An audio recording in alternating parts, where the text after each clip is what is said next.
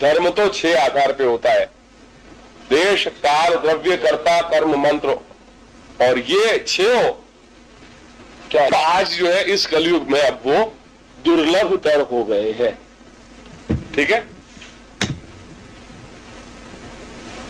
इसी ये जो पूरा प्रसंग है धर्म मार्गम परित्यज्य, ये भक्ति प्रकरण का जो है वही श्लोकों को यहां ट्रांसलेट करके इन्होंने बता दिया है यहाँ पे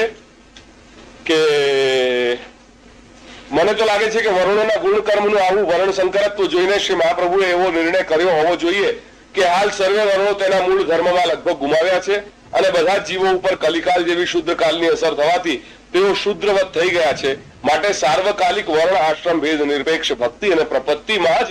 એ સામર્થ્ય છે કે જે સર્વથા ગુણધર્મ રહિત માનવને પણ કલ્યાણના માર્ગે અગ્રસર બનાવી દે। અને તેથી જ શ્રી મહાપ્રભુએ સ્ત્રી અને શૂદ્રને પણ ભગવત પ્રાપ્તિના અધિકારી તરીકે સ્વીકાર્યા છે।